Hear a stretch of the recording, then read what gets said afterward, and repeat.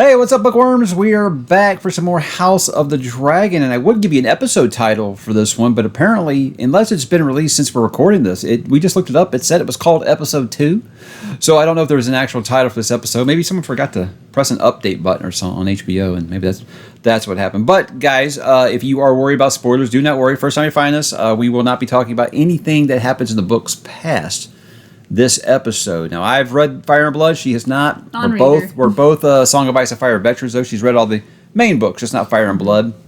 So if you're worried about spoilers, do not worry about that. So I, as the reader, had things I was very happy with this episode, but I'm curious, for the non-reader, did you like this episode more than you liked the first one?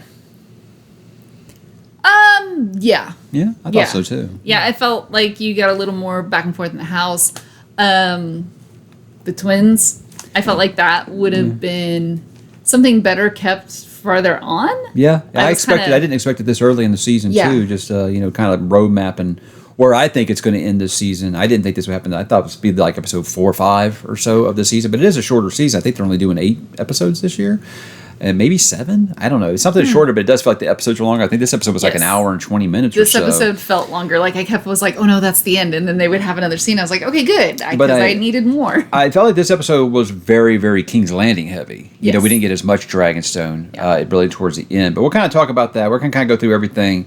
Not beat by beat. We're going to talk about like some of the big things that we want to talk about here. But I guess, to me, I just wanted to say up front, really, I always like to begin this with, like, how did you feel about the episode overall? Are you liking how the season started? Because, it has been very exposition heavy, first part. I like that, especially now that we're kind of breaking into the two sides and seeing kind of how the two sides operate. And I think that was really paralleled by the twins, so that's what I liked about this season. And I've read this, and she actually taught me how to tell the twins apart. Rick is with Aegon. That's very good. All right, because I was like, of course, then when they were fighting, I'm like, I don't know which one's. There was enough cutaways; it was really hard to tell. There was, they styled them close enough, unless you are just slow mo and recapping. Now, they do talk at the end. He says that line, "You're the one who left," and gutted. No, I think that we'll talk about more in depth as we get there. But I'll just say that the twins fight gave me what I wanted Blood and Cheese to be. So as a book reader, I'm very happy with how they did it. It wasn't exactly how I imagined, but again, this is dealing with several different accounts of events that happened 100 years ago when you're talking about Fire and Blood. So a lot of the stuff's left open for interpretation, but I felt very good about it, mainly because, we don't have it's not like one of the twins was missing or something like we're doing with Blood and Cheese, which we'll get into. But this one really just begins with the fallout of Jaehaerys II slaying. And I honestly, for me, there's no greater symbolism with, Aegon's just going to kind of forget everything that Viserys built. This is a new generation is when he goes in and wrecks his Lego playset. Broke my heart a little bit, because he worked hard on that for years of old Valyria, Well, But as a dad, I'm thinking, I would be completely unhinged with something like that as well. In fact, I'd probably be using that on a person, on me. Obviously, if I knew who it is. And, we do get that. He does get to use it on the person that did that. But, that to me, that was great symbolism, showing Viserys' reign is over, and things are going to be a little different now. Anything that really grabbed you about these scenes? These early scenes, so the last episode we're dealing with the fallout of the death of Luke, right? Mm-hmm.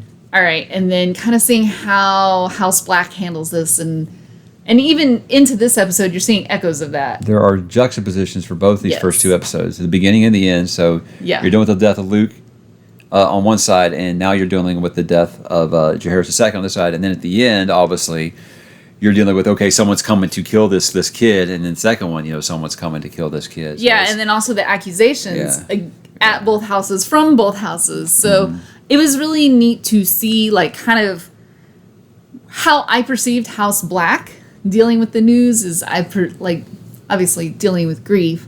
But overall, I'd say it felt like they pulled together, that they closed ranks, that they found strength in each other in their own individual ways. I know that in season 1, Otto was your least favorite character. You hate Lisa, as in she just hated him, and the way you're supposed to, hate the bad guys. He did what he was supposed to do, and I found him despicable. But I thought this episode was he was the MVP of the episode for me. I thought he was fantastic. But look, you talk about him playing the game. This guy, he knows how to play. He plays the politics of it. Look, never let a tragedy go to waste. It's a very, very old political saying that goes far before American politics. This is I something think that's if been you going for were doing a centuries. good job playing the game, you'd still have your job. Well, sure, and we'll get into that when we get into your boy Kristen Cole. But I think that Otto, he has great points here. Hey, let's do this procession really, and get get the people on our side, because I don't know how much it goes into it on the show. Maybe I'm a little bit, but in the book, it's very, very clear that the King clans, because they're kind of divided. Half the people think that they look at them like usurpers. So this is their chance to kind of unite them behind Aegon, and it works until Aegon fucks it up. And I'm saying it works. It works. So again, I think that Otto, he says the hard stuff. He says the stuff. It's the stuff that is hard to do and say. Obviously, he didn't let this kid grieve yet about his kid dying. Right. But it's one of those things like, okay, well, we gotta get to work. We gotta get to work. It doesn't matter how right you are if you don't have the tact to deliver it. And that's why Otto is doing the Scar, I'm surrounded by idiots, this whole episode. The whole episode, yes, very much. Before we move on to that, I guess I have no idea why they removed Maelor. Now that is Aegon and Helena's second son, and so right now they're leaving it as that Aegon doesn't currently have an heir. And he's saying he doesn't want anybody to know about Jaehaerys getting killed because it makes him look weak because he doesn't have an heir. And that scene between, and I mean it's not even a scene, that passing between Aegon and pass Helena, each other, where they look and you think that they would have some sort of, husband wife, mother father, brother sister, some sort of connection, and they just kind of have almost empty stares for each other, and they keep watching. And we were watching the Game of Thrones. Yeah, Ryan Condal was saying that, he was saying it was like a connection, but I felt it as a total two ships passing as night. The way I look at it is honestly not anything passing between. We know Helena's not all there upstairs. She's got some kind of gift clearly, that she can see some things. She just doesn't quite know how to interpret them, but she has a little bit of some mental illness in there too, as well. And I look at it as like, did they ever have that kind of relationship though? No, have they ever had that kind of relationship where they're like hugging and kissing on each other or anything like that? I just don't think that they really had that kind of relationship. I agree. don't know. I agree. So maybe there's some of that. There's this where's your trauma bond at least? And that's where I'm looking at House Black, and everybody has their own process, but I would say overall House Black bands together, pulls together. This is why it's House Black in your heart? Is that why you have a black heart? No, it's green in my heart. Oh, green in your heart. Black in my head. Yeah. Oh, okay. See, I see it the other way. I see that. Because I feel like Allison... I see that Black cares more about the family. Yes, and I feel like Allison is acting virtuously based on the information she knows. So that's why I understand Green's heart. You're wrong. What I keep telling people is if you think you're one team now, just wait. Just wait, guys. So, but I see Black pull together with Jace and Vela. Even Daemon, in his own twisted, self-serving way, goes out to get a son for a son, which is not what she said. And then watching this unfold in House Green, where everybody is, obviously let no tragedy go to waste, or profit off of every crisis, but they're lashing out at each other, they're lashing out at others, there's separateness even among the parents, and they're not pulling together. Yeah, it's not a pull together. It's not a go Team Green. But I'm saying with them removing Maelor, and them also, I feel like I can't say anything because I don't want to ruin this. But so for a character I don't even know exists, I don't feel anything missing as a non-reader. I can't say exactly. I'm just saying that I feel like with that and with Helena, I feel like they're going to be changing the way that things go a little bit. Now, I can still get there in the end. Like I said, what makes this great, the greatest source material to adapt is because there's so much wiggle room for them to play with. Because we know how it ends. We don't know how exactly it gets there because it's all hearsay. This gives them the opportunity to kind of work around that. But removing Maelor and having Helena not quite deal with it in the same way that she did in the book, I'm curious to see if it's going to change both her and Aegon II's characters. So we'll see. We'll see. Oh, does she do the funeral procession in the book where she's like... If they populace? did, it was something that was mentioned really briefly. Okay, not such a scene. I don't know, but it was right. The blood did get caught really quickly, and was found with the head, and he was tortured for like 2 weeks. And it could have been that. You don't know that he died right then when Aegon hit him in the head with the mace. So he could have lived. He didn't know he hit him in the head. He could have hit him in the arm. Again. He just wanted to be there. Honestly, I'm just thinking from a father's point of view, I don't want that to go slow. I wouldn't want to do it in one shot like that. But, rage will do things. But I'll say, I think I heard, and I don't know if this was somebody telling from the book or somebody talking after the show, that it was 2 weeks that blood was tortured, yeah. Tortured, and before he succumbed to his torture. Yeah, and the thing with the cheese is they say they never found him, but I like the way the show does it. Like, they don't know that they found him because they had all the rat catchers killed.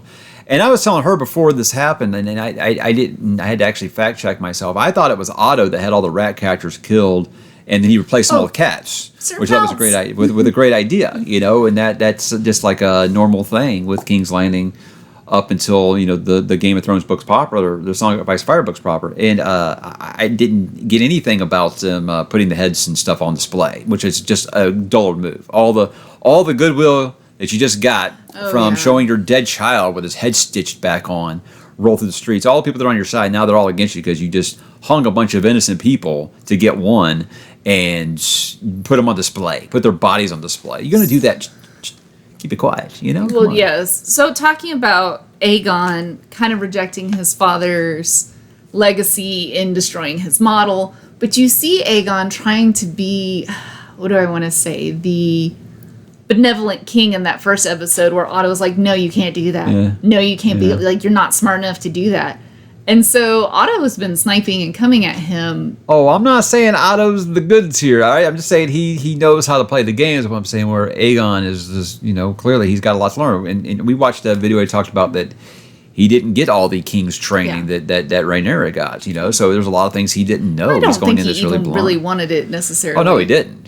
He didn't. And they didn't go into that as much on the show. But yeah, where he's like, you better do it or else they're going to come assassinate you. Yeah. So he kind of wanted to be the good time king, and Otto blocks him, and he wants to be the strong king, and Otto blocks him. So Otto's fate was pretty. Even Allison says in this episode of the last one, let things cool off and then we can control them. So he was always just meant to be like a figurehead, But now I think that his rage has gone. He's making his own decisions. Oh no, which very much. Oh no, can go one way or the other. I mean, it's not like they've been making great choices before him. I mean, do they ever? Not in this world. I mean, that would be boring television. Honestly, but I think that just the whole scene of where Otto's just had enough of this bullshit was just.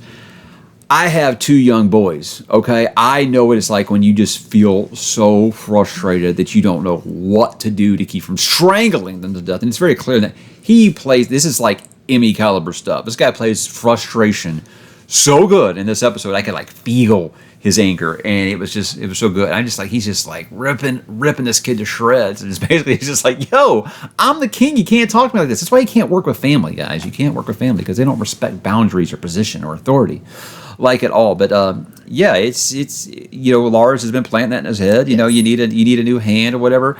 And you think as the viewer, I believe is like, oh well, Lars is making a play for this position, right? Right. Yeah. Nope. Well, I think he was making a play. It just didn't play out that way. Also, Otto may be out, but I don't think he's gone. See, I feel like Lars he's been out before, and he's come on back. I feel like he suggested it. You think he suggested? Oh. Because I don't think that Aegon's making very many of his own decisions. I'd say he could have just been frustrated at the time. He's like, hey, this guy's standing here. Why not him? Right here. That's kind of what I got. He's standing right here. He's already told me this cool plan. He's my dude now. I just feel like Lars gets what Lars wants. Mm-hmm. So if he really wanted that position, he would have made it much more clear. You need a new hand, and it needs to be me. But I think he likes working in the shadows and stuff. He doesn't like being out there. I agree with that, but. Yeah, but so Sir Kristen Cole, who apparently is so hated by the Game of Thrones fandom that people are harassing the actor now. Like, guys, chill with that stuff. But also, the people who play these characters, you know what?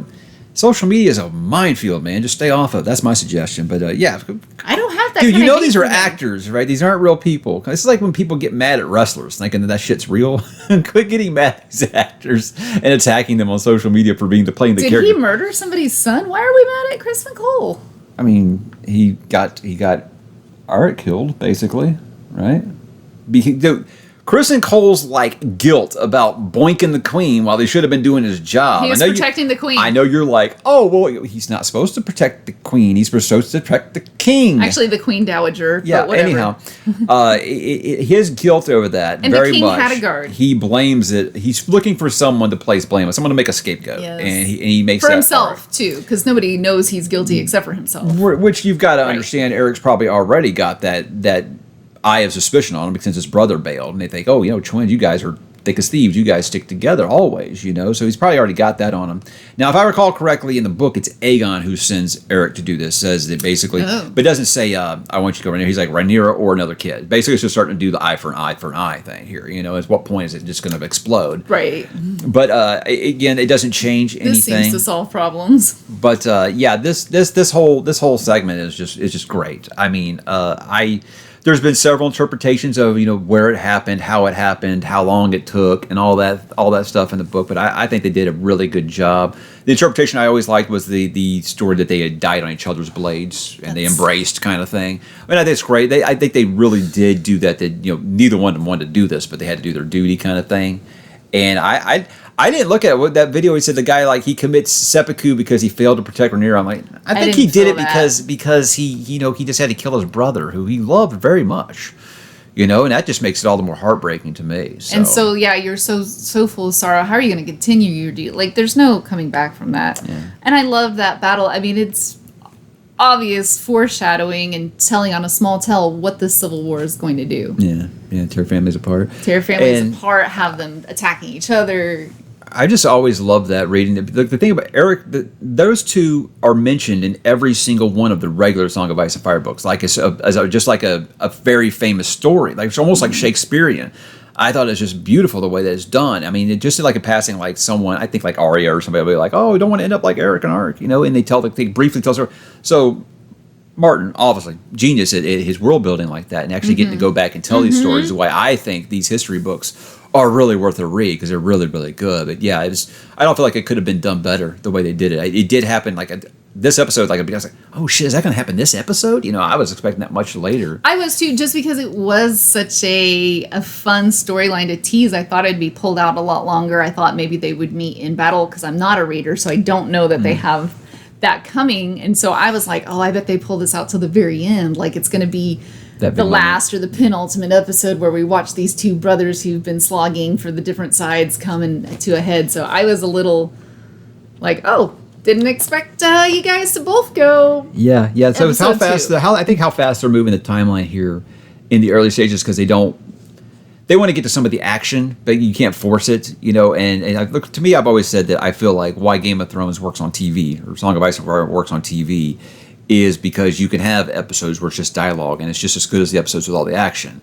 And they don't feel the need to force action because they're fine with the slow burn. They make you wait for it, and then it usually has a pretty good payoff. I'll tell you guys, it's coming. I was telling her before this, if they go where I think they're going this year, you're going to get 2, maybe 3 humongous battle sequences this season, and they're going to be amazing. I'm not even worried about it. So I think that's why they kind of had these first 2 episodes kind of sped things up a little bit, so then kind of slow roll the meat here, which is going to be the actual dance. So I'm excited for a little action, but I'd also like maybe some dragon exposition. I don't feel like I'm as familiar with everybody's dragons as I need to be if I'm going to watch dragon action.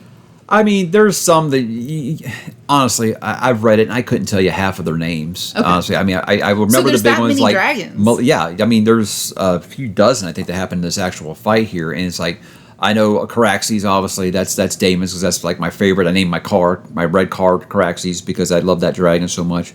Meleys. I just said stop calling it Malaise, and then I call it Malaise is Rhaenys dragon. A very unfortunate name. I mean, so there's the big ones. You remember some of their names, and I think that's really important. But to me, it's like this is just a history book, and you don't have time to get really connected with these bonds that some of them have with dragons stuff. So I feel like that's something they could do better on the TV. Show. On TV, pull for sure. through better on the show. So make you care, because I'm going to tell you guys the truth. When this isn't a spoiler, when 2 dragons are fighting, usually one of them is not left standing at the end. So, I hope it has a way to be able to get you connected with these dragons. And I'm super excited. In the previews or the overall season, there's eggs, and I love dragon eggs. Yeah, I want a that dragon might egg. come. I wonder if they're trying to do that to make that look like those are Daenerys' dragon eggs. I wonder if they're trying to do that. They do have it kind of set up like that. in 'Cause the preview. timeline- It's the 3. The real like origin of those, the timeline isn't right, but I could see it for TV's sake doing it that way. You know, the prince that was promised wasn't in that either. They put that into this storyline, so I would be neat if they did. That'd be a nice little fun little tie-in. I wouldn't care if it's not canon. It'd be fun. Why not? And it looked like it. It looked like the same 3-color eggs that I got you the candles up. It looks like those same 3 colors, but. Ooh, I should bring the candles up. Yeah, that'd be cool. You know, we leave them downstairs in Houston; they're going to melt. I guess we should talk about Dragonstone a little bit. The biggest part was just where Rhaenyra and Daemon get into it, and you know, she finally realizes, "Hey, my dad was right. I should have listened to him. You're a piece of shit, and I can't trust you." And you know, Daemon's like, nah. He didn't make you queen. He just made you queen because he didn't like me. It has nothing to do with you." And I was like, dude. Jesus, you need a wheelbarrow for those balls, right? But yeah, I mean, them having it out, that was inevitable after this, right? Because I mean, how many times has it been like, okay, well, don't fuck up again. But yeah, you can tell he totally. I mean, she sits the throne. He's totally not going to respect her. No, I don't even think he respects her now. Yeah, so He tolerates her because what she's doing isn't against what he wants. But I don't think he respects her. yeah, that's what I said last episode. That guy wants chaos. He wants war. He feels like that's probably the best chance for him because he's very, very. He can say all the do everything the way he's supposed to do, all these appearances and stuff, but he wants that ass. He wants both cheeks sitting on that throne at the end. He does. I would say, because I do think, well, I think Daemon does it for Daemon reasons. I do think him going son for a son is just another, like, we're House Black. We're doing this, at least in the name of House Black, no matter what your ulterior motives are. So besides the fact that their names are an anagram, do you feel like they're setting up Aemond versus Daemon, like, really early here? Oh, yeah. Like, it's No, just I so think clear. They're keeping them apart on purpose, But right? I think that thread has been tied back in season 1. Yeah, Like, it did. no doubt you guys are related. You like that part where Aemond was like all like a little skeleton ball with this lady? She was so distracted during that scene. She was like, "Eat something." Could somebody get him a cheeseburger or 9? Oh my gosh! What is that? What is that poor little baby in South Park? Please kill me. It's not where I would have went with it, but you know, It looked very like I do think it's interesting that he shows vulnerability there, but you know, he's calling, you know, Alicent weak for like still caring about Rhaenyra and her children and stuff like that. So that's for all their differences, for all their against each other. I do notice both Alicent and Rhaenyra come to defend Viserys.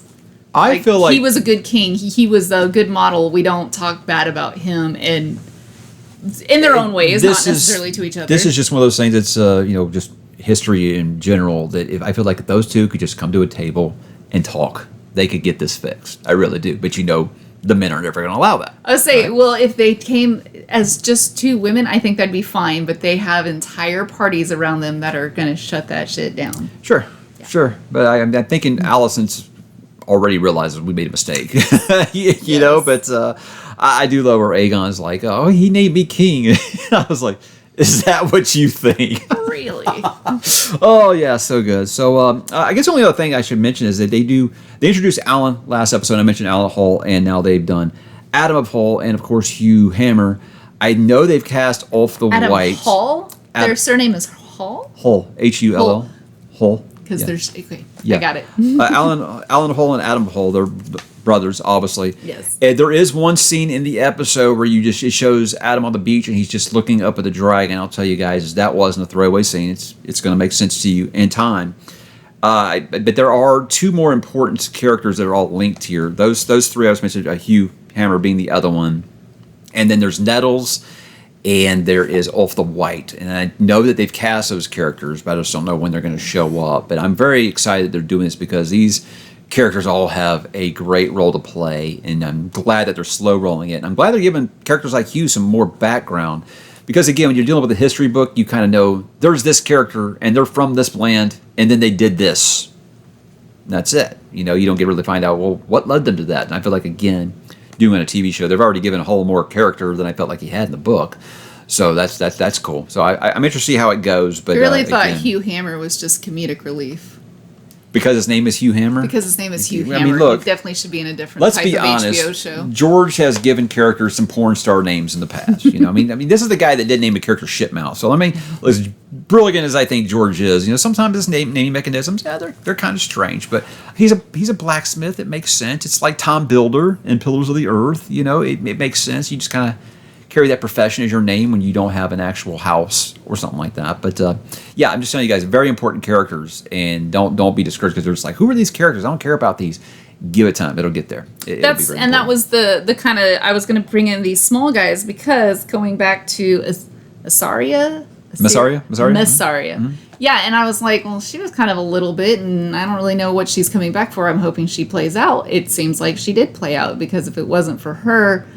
And she shipped over with Eric, and so when she was walking away and saw Eric coming off the boat, she was like, "Hey." Yeah. Well, when she was in there with Rhaenyra, Eric was in there as well. So when she sees the other one walk up the beach, she's like, "That the logistics of that don't work." Yeah. So I don't know that she necessarily went and told anybody. I got that sense. Yes, I got the sense where she kind of talked to whoever was walking down. She was like, you need to give me 5 minutes. Yeah, I want to get on that boat. She has I don't think she wants to stay there at all. To me, the scene just seemed like twins' intuition. Like I can feel that my brother is here, kind of thing. But I mean, again, it works either way. It's all in the same result at the end. But I was very, very satisfied with the ending. The feedback I'm seeing on social media seems to be much more positive for this episode than it was one. Except everyone's really, really angry at Kristen Cole, and I'm like, dude, there's a lot of people to be angry at. He didn't kill anybody's kid. I don't know. I mean. I think Thrones fans always just seem to have like one whipping boy that they like to go after, and it seems like it's gonna and be. It's not Aemond. How is it not Aemond? Because he's got a cool eye patch. Duh. Okay. Yeah.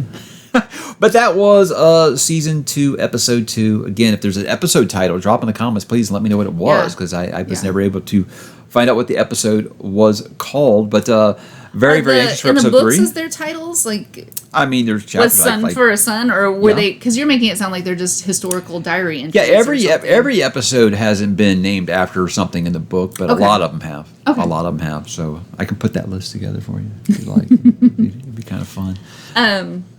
I'm no maester off the cuff or anything like that. I don't have a chain or anything, you know. Ooh, I kind of want a chain now. You got to do a lot of work. I mean, there was a time, you know, when George was releasing. Hey, what do you think? The rumors that he's done with Winds of Winter. Should we even touch that right now? I'm not prepared to touch that. I tell people I've seen all these videos and it's getting all these clicks. I understand why people are doing it. But I'm like, when I see it. Guys, I've been suffering for this for decades. It's like I don't get my hopes up anymore. But did we have kids when this started? When we started. Brendan was 1 when A Dance with Dragons came. Or actually, I don't think he was born yet. No. Yeah, I have no kids. Now they're in pre-kids. Now I've got one in junior high, guys. How about that? But you know, that's a conversation for another time. So thanks for watching, guys, and let us know what you thought of House of Dragon season 2, episode 2. Are you enjoying it? Are you liking it better than season 1? All those things. What are you looking forward to? If you got any predictions, I won't spoil anything for you. Don't worry. But episode 3 looks like it's going to be another banger. I am looking forward to seeing how the house will shake down on the map. And I saw the map somewhere. It looked like the north was very black. The east and west coast were very green. And the middle and the south very undeclared. I'm excited to see who ends up where. A lot of Highgarden. You'll be seeing a lot of Highgarden. A lot of Harrenhal here very soon. Highgarden, Harrenhal, and always I'm wondering where's Dorne gonna go, or is Dorne gonna Switzerland out? Dorne's, they worry about themselves. But I don't know. There's lots of things to get into, and I'm afraid I'm gonna say something bad now. So let's just go ahead and cut this off. So thanks for watching, guys, and hit us in the comments, and we would love to chat with you there.